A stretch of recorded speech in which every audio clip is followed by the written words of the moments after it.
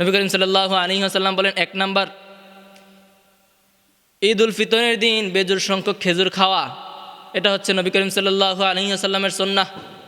তারপর নবী করিম সাল্লাল্লাহু আলাইহি ওয়াসাল্লাম বলেন, গোসল করা, তোমরা গোসল করবে, নিজেদেরকে পবিত্র করবে। তারপর নবী করিম সাল্লাল্লাহু আলাইহি ওয়াসাল্লাম বলেন, পবিত্র হওয়ার পর তোমরা সুগন্ধি ব্যবহার করো, সুগন্ধি ব্যবহার করা নবী করিম সাল্লাল্লাহু আলাইহি ওয়াসাল্লাম ঈদের দিনের জন্য সুন্নাহ করে দিয়েছেন। এছাড়াও নবী করিম সাল্লাল্লাহু আলাইহি ওয়াসাল্লাম আতর ব্যবহার করতেন, যে কোনো সময় আপনি আতর ব্যবহার করতে পারেন, নবী করিম সাল্লাল্লাহু আলাইহি ওয়াসাল্লামের সুন্নাহ হিসাবে ব্যবহার করে। তারপরে নবী করিম সাল্লাল্লাহু আলাইহি ওয়াসাল্লাম ঈদের দিন উত্তম কাপড় পরিধানের কথা বলেছেন। আমরা কি উত্তম কাপড় পরিধান করি? আমরা তো ঈদের দিন অনেক দামি দামি কাপড় পরি। অনেক দামি দামি কাপড় না কিনলে আমাদের ঈদ হবে না। নতুন কাপড় না কিনলে আমরা মনে করি আমাদের ঈদ হবে না। কিন্তু নবী করিম সাল্লাল্লাহু আলাইহি ওয়াসাল্লাম বলেন, উত্তম কাপড় পরা তোমার যেই কাপড়টাই আছে না কেন, সেটাকেই তুমি যদি ধুয়ে মুছে ইস্ত্রি করে তোমরা কি করো, ঈদের নামাজে যাও, পবিত্র করে, কাপড়টা পবিত্র হলেই হবে, এটাই উত্তম কাপড়। কিন্তু আমরা মনে করি আমাদের নতুন কাপড়ই লাগবে, নতুন কাপড় ছাড়া আমাদের ঈদ হবে না, এমনটা মনে করি। আমাদের সমাজে এমন একটা যুগ প্রচলন হয়ে গেছে, যদি আমরা নতুন কাপড় না পরি, আমাদের পাশের বাড়ির ভাই, আমাদের পাশের বাড়ির কোনো আত্মীয় এসে খোঁটা দিবে, আমার বাবা আমাকে এত দামি পোশাক কিনে দিয়েছে, আমার বাবা আমাকে এত দামি পোশাক কিনে দিয়েছে। কিরে ভাই, তোমাকে আল্লাহ তাআলা সমর্থ দিয়েছে, তোমার আরেক ভাইয়েরকে আল্লাহ তাআলা সমর্থ দেয় নাই, তার জন্য তুমি তাকে খোঁটা দিবে, তাকে ছোট করবে? আমাদের মা বোনদের মধ্যে বেশিরভাগ প্রচলিত এটা, যে আমাদের মা বোনরা একজন নতুন কাপড় পরিধান করলে পাশের বাড়ির ভাবির কাছে যায়, পাশের বাড়ির ভাবি কি কিনলো, ওনারা একটু খোঁটা দিয়ে ওনার সংসারের মধ্যে প্যাঁচ লাগানো যায় কিনা, কথা বলেন ঠিক কিনা? পাশের বাড়ির ভাবির কাছে যায়, বলে, ভাবি আমার জামাই তো এই বছর আমাকে ঈদের জন্য 5,000 টাকা দামের শাড়ি কিনে দিয়েছে, আপনাকে আপনার জামাই কত টাকা দামের শাড়ি কিনে দিয়েছে? তো পাশের বাড়ির ভাবি বললে, আপনার ভাই তো এখনও বেতন পায় নাই, এখনও আমাকে কোনো কিছু কিনে দেয় নাই, আর আপনার ভাই যেই বেতন পায় এত দামি পোশাক তো আমাকে দিতে পারবে না, হয়তো নর্মাল কাপড়ের মধ্যে একটা শাড়ি দিবে হয়তো।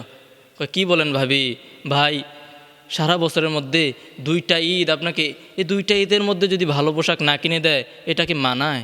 এটা ঈদের মধ্যে যদি না, আরে ভাই ঈদ আসছে, নতুন পোশাক পরতে হবে এমন কোনো কথা আছে?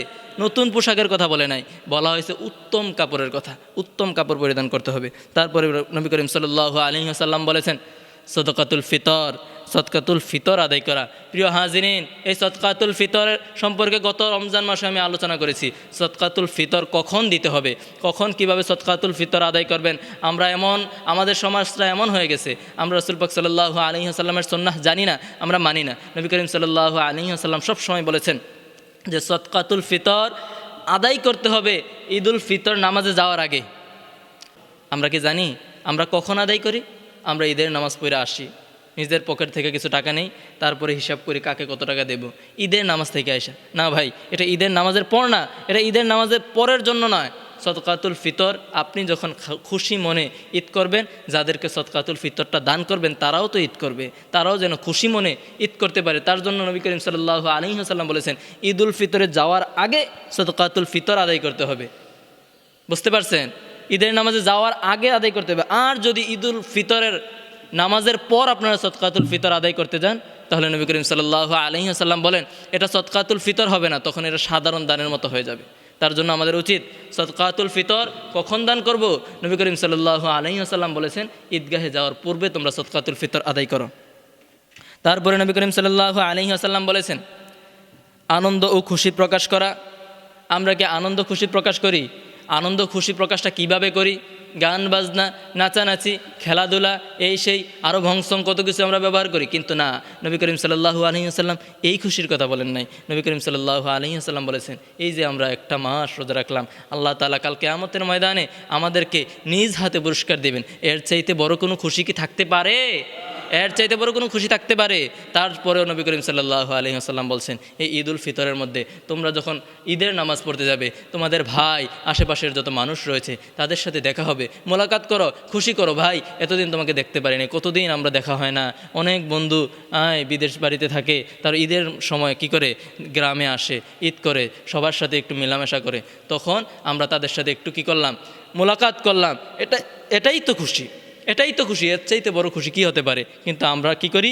গান বাজনা, নাচানাচি, হই হুল্লোড়, তারপরে খেলাধুলা ইত্যাদির মধ্যে মগ্ন থাকি। আমরা মনে করি এটাই হয়তো ঈদ। না ভাই, এটা ঈদ না। তারপরে নবী করিম সাল্লাল্লাহু আলাইহি ওয়াসাল্লাম বলেন, সাধ্য অনুযায়ী অধিক পরিমাণ দান করা। আপনার যতটুকু তৌফিক রয়েছে ততটুকুই দান করবেন, এর চাইতে বেশি করার কথা বলেন নাই। ইসলাম আপনার উপর কোনো কিছু চাপিয়ে দেয় নাই, ইসলাম আপনার জন্য সহজ করে দিয়েছেন। আপনার যতটুকু সামর্থ্য আছে ততটুকু সাধ্য অনুযায়ী আপনি কী করবেন? দান করবেন। তারপরে নবী করিম সাল্লাল্লাহু আলাইহি ওয়াসাল্লাম বলেছেন, ফজরের নামাজ, ঈদের দিনের ফজরের নামাজ নিজ গোত্রে গিয়ে কী করা? ফজরের নামাজ পড়া। আমরা ফজরের নামাজ পড়ি না। আমরা কি করি না? ফজরের নামাজ পড়ি না, কিন্তু ঈদের নামাজ পড়ি। আমরা 5 ওয়াক্ত নামাজ পড়ি না, কিন্তু জুমার নামাজ পড়ি। আমরা জুমার নামাজ পড়ি না, কিন্তু মাসে একবার হলেও ওই যে শবে বরাত, শবে মেরাজ আছে না, তখন গিয়ে নামাজ পড়ি। আর যদি তাও না পারি, আমরা কি করি? বছরে 2টা ঈদ আছে না, ঈদের নামাজ পড়ি। আমাদের মধ্যে আছে কি না?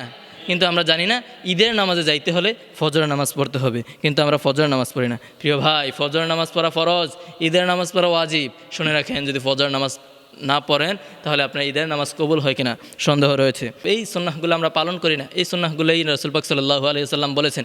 এই সুন্নাতগুলোর কথাই রাসূল পাক সাল্লাল্লাহু আলাইহি ওয়াসাল্লাম বলেছেন যে আমার যে সুন্নাহগুলা মৃত হয়ে গেছে, মরে গেছে, মানে মানুষের কাছে নাই, মানুষ এটা পালন করে না, এই সুন্নাহগুলা যদি কোনো ব্যক্তি আমার উম্মতের মধ্যে তুলে ধরে এবং কি আবার নতুন করে প্রচলন করে, সেই ব্যক্তি কাল কিয়ামতের ময়দানে আমার সাথে জান্নাতে থাকবে, নবীর সাথে জান্নাতে থাকবে। সুতরাং আমরা যদি নবীর সাথে জান্নাতে থাকতে চাই, আমাদের উচিত কি করা? নবী করিম সাল্লাল্লাহু আলাইহি ওয়াসাল্লামের মৃত সুন্নাহগুলা জীবিত করে দেওয়া। প্রিয় হাজিরিন, আল্লাহ তাআলা আমাদেরকে বোঝার তৌফিক দান করুক। সকলে পড়ে আমিন।